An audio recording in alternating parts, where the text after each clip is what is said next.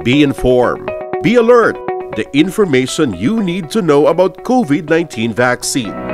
Right here, right now, on The Vax.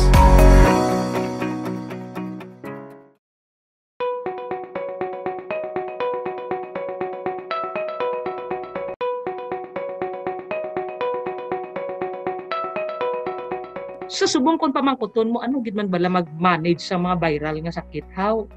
Kalabanan gid man nga mag-address ka sa viral nga sakit, immunization. Like measles, that's a viral infection. So, mag-address kita sa measles, ina-vaccinate ka. Okay? Ina-vaccinate ka kay para ginapresentar ang daw virus, no? Mag-vaccinate ka balaan, nagapresentar ka sang daw virus or virus nga ginlugya. So pagkita na karon sa lawas mo, sang amuna nga virus nga protein nga actually ginpaluyan na siya o kundo ginubra lang bala nga daw para daw pareho sa virus plus wala engineered na mRNA. Kaya sa Sinovac ya daw ano na yay, daw gin-weak mo or daw ginpatay nga weak mo o kung ginpatay or part of sang ano bala sang virus nga ano. Okay. So pagkakita na sa lawas mo karon ma-form na siya sa antibody na. Okay, ma-form. So kung may antibody ka na nga ma-form, di ba hambal ko sa imo, usually sa virus, ang awayay diri sa antibodies. Okay? So kung may antibodies ka na nga ma-form para sa virus nga na, pagsulod niya, mabumba na yung lawas mo.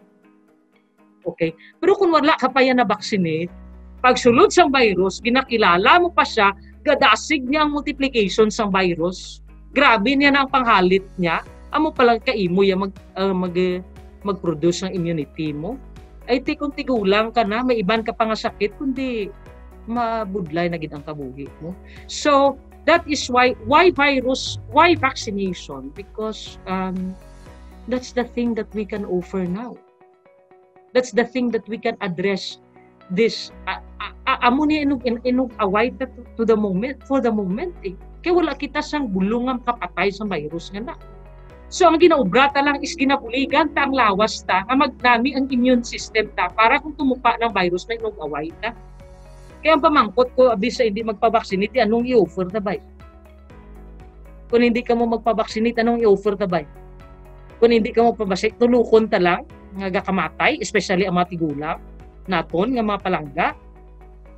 Ang mga tiya-tiyo mo to, lula-lulo mga diabetes, miga mo nga may high blood, tulukon ta lang.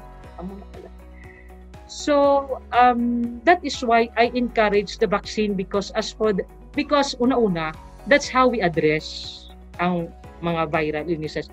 Tanawa bala ang okay, kung hindi ka mag-vaccinate, look at ang viral nga disease nga Guillain-Barré. Okay, ang Guillain-Barré na siya virus man na siya.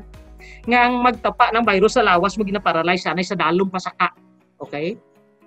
So subong wala pa na sa vaccination sa Guillain-Barré. Kung ano ang ginahatag mo sa Guillain-Barré. So ano ang delikado sa Guillain-Barré nga viral infection. Ang Guillain-Barré sometimes nagasaka na siya sa babaw, okay? Di kung sumaka na siya sa nagapang paralyze siya, sumaka na siya sa baga mo karon kag kurasyon mo karon ni paralyze kundi wala ka na. Hindi ka na kaginawa. Di maayo kung matubuhan ka din sa respirator. Okay?